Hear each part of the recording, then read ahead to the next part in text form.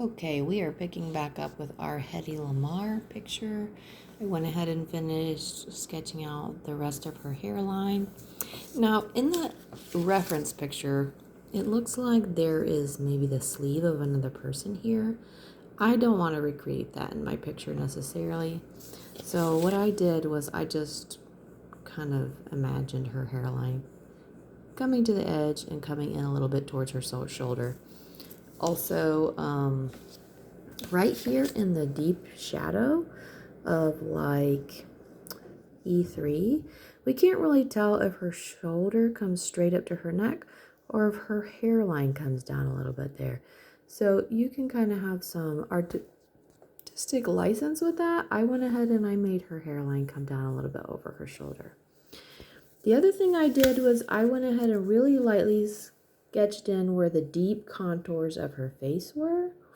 So just right here on her cheekbone, and then right down here where she has this highlight on her neck, I went ahead and just added those in for reference and for later when I start to shade. But now we're going to start to sketch in her facial features. Before you do that, you're probably going to want to check and make sure that your proportions are pretty spot on, because if you end up with maybe you skipped a square, or you just imagine the square being shorter because this picture is smaller, this part is going to end up looking really strange if her outline of her face isn't the same. So after you check that and make sure they're all, pretty well. So for example, you're going to look, oh, her chin in the picture ends in E3. On my reference picture, it ends on E3 in roughly the same spot. So you're going to want to make sure those are roughly the same before you start on her facial features. I'm right-handed, so I like to start from left to right. So that's what we're going to do, and we're going to start with the first major facial feature to the farthest left, which is this eyebrow. Okay, we need to look and pay attention to which squares it hits. It's kind of in C3, but it kind of follows this line of B3 also. It comes a little bit to the right of center. So that's going to help us. This is really going to help us a lot, because we also can see that it's real jammed up in the corner here. So that's what we're going to do with our picture. So we're going to find our C3, and we're going to just put the curve of it in that corner, then follow a line along really closely to the line between these two squares. And we're not going to come past about that point, because that's about how far her eyebrow comes. Now it does come down a little bit below the line, so we'll do that. But that's all we're doing for this eyebrow for now. We just want to get it in the place where it lives. Now, since I did one eyebrow, I'm just going to move to the right and go ahead and do the other eyebrow. Oops, sorry. As you can see, we've got this starting in C4. Then this one comes above the line between C and B, and then dips back down below this corner. So again, we can use this line as a really good reference point for us. So I'm gonna find C and B4. Okay, how far over does it start? Almost to the very edge of the line. Just a little south of B. Comes up, comes above the line. It doesn't come all the way up here, but it does come over, and then it rounds off before it gets to the edge. Okay, we're going to see this eyebrow a lot more prominent because the way her face is tilted, we're seeing a whole lot more of this side of her face. It's closer to us in the picture, so that's fine. All right, that's all I'm doing for that eyebrow. Now the eyes, her beautiful eyes. I'm here in C3. I'm looking at her. I'm going to look at how much space her eye takes up compared to the size of this square. It really isn't a lot. So I'm going to kind of start with the curvature of her upper eyelid. I've got this upside down U or bowl shape that comes pretty much all the way to the edge of the line in C3. about the middle, just a little north of the middle of this square. Curves up. It does not come all the way to the edge of the line. It maybe comes halfway. So her eye is only going to take up maybe half the width of this square, and it doesn't go all the way up to the top line. So we're going to try to recreate that over here. So we've got about halfway up the square. We know that it is not really going to come past half, and we can also use her eyebrow as a reference.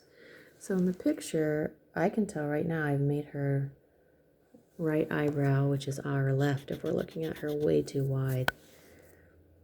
Yeah, I brought it way too far over. That's better. Okay. So now with her eye, I need to move this so I can see it a little bit better. Just gonna lightly sketch out. Comes up. The corner of her eye comes a little bit past her eyebrow edge. That's fine. You don't want to make these lines dark. We can come back and add the darkness, especially with her lower lash line. Now this lower lash line is a lot less curved than the top, but it does come up a bit in the middle, okay? Let's keep this really light right there.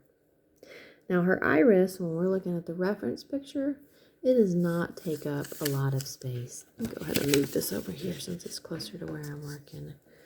And I'm just going to cover that up. There we go. All right, we're looking at this reference picture. Her iris, it does not come all the way down to her bottom lash line, and it doesn't fill up the whole eye for sure. So we're going to try to recreate that over here.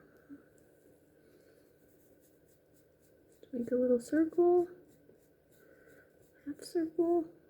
Okay, we need to leave plenty of space here, white space. She actually has really beautiful large eyes, which is why the iris doesn't fill up the whole white. All right, that looks good to me. And then I'm going to sketch in her pupils towards the top because she's looking up, and so her lash line's kind of cutting off her iris a little bit.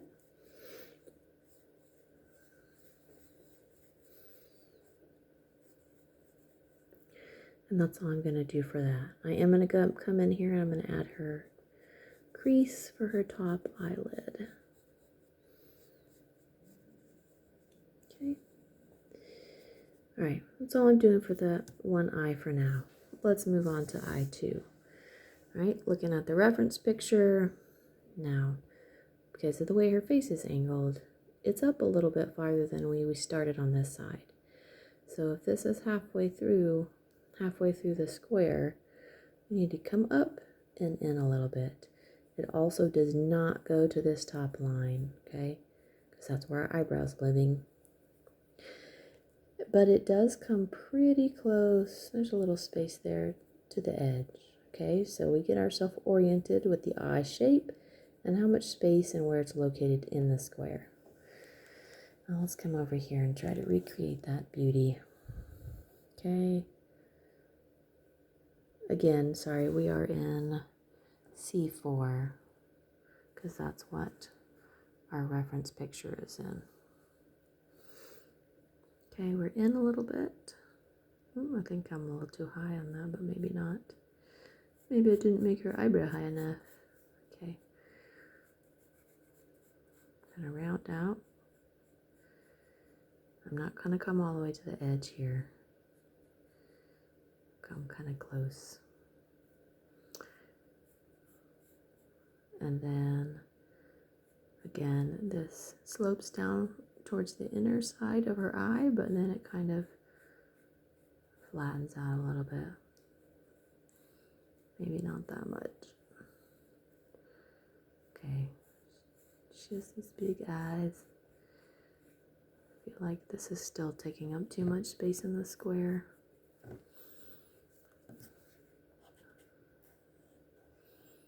So that's why I was sketching lightly.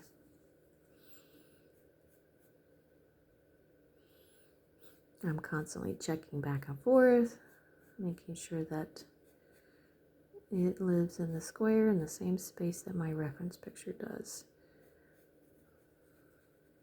Okay, I'm going to leave that right there, and I'm going to come in and add her iris. Now, because she's kind of looking up and to the left, her iris is not centered in her eye right now. It's over a little bit. Got quite a good big space right there. Very, very lightly. Okay, I need to leave space underneath the iris and to the right of it.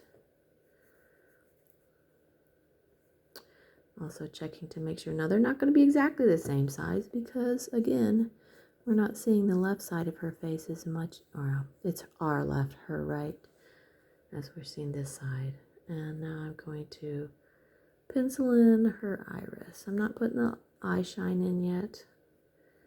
I'm just getting things kind of where they need to be. I've made this look like she has a lazy eye on this side. Partly is because I made the iris too big on this side. And the pupil too far down.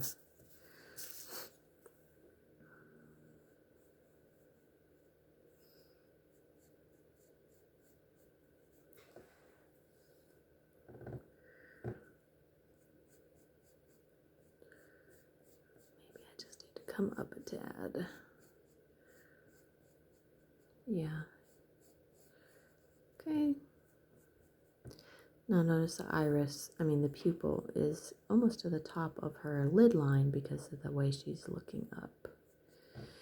All right, I'm going to leave that as it is. When I come back and add details, I'm going to probably erase a lot of this line so it's not so dark and looks more realistic.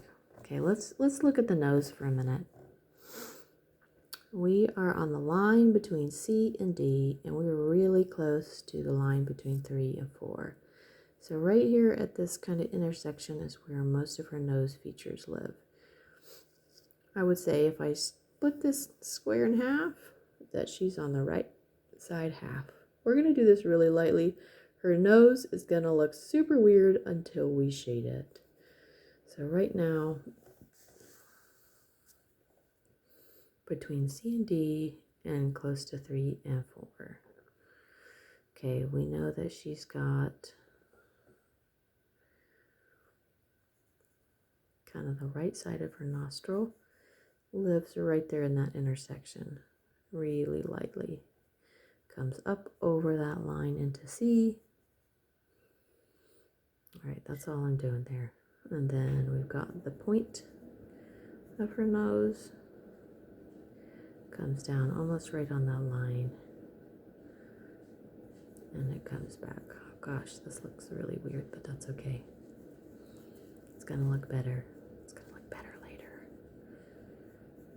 Trust the process. Okay. And then she's got a black nostril. We're just marking it off. This is below the line here. And we've got this shade. This is not a beautiful nose right now. That's okay. Most of the shape we're not going to be able to see. I think I'm making it way too small. Yeah, I need to come out here with it. Almost to the halfway point, yeah. Because then it angles back. But it doesn't angle back even that much, okay? This skims right up to her eyebrow. See how that does that shadow? Kind of follows the tip of her eyebrow here. Skims around the right side of this eye. And then curves back to the left. And kind of lands about the middle. All right, that's how we're going to do that. And then it comes, this is just the center of her nostril, this part right here. Does not come down very far. Now all this is kind of in shade, so that's fine. A nostril hole, and then over here, a nostril shade. Just go ahead and shade that in a little bit. And I'm just going to leave that as it is for now. I will come back and tweak that later. Even though it's hard for me to leave it alone, but I'm going to leave it alone. Leave it alone, darling. Okay, so now we're going to come out to her mouth. We are fully in row D with the mouth. It lives completely in D, mostly in column 3 and partially in column 4. Okay, so if we're looking at this square, which we are, the top of her lip comes at about the center of this square D3. So just make a mark here. Really lightly, this says this is where the top of her lip lives. It does not go much past halfway though, because this part of her mouth kind of disappears into the perspective of that side of her face that's turned away from us. Her upper lip. Okay, usually the dip right here, the bow of the lip, corresponds with the middle of the nose. And then comes down. It does not come past the halfway point of this line. Definitely not.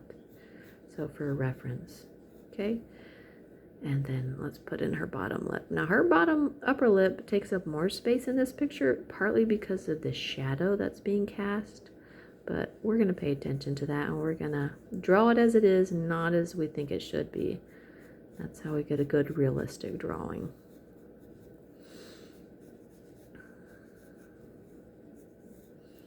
And we're going to remember that her mouth is partly open.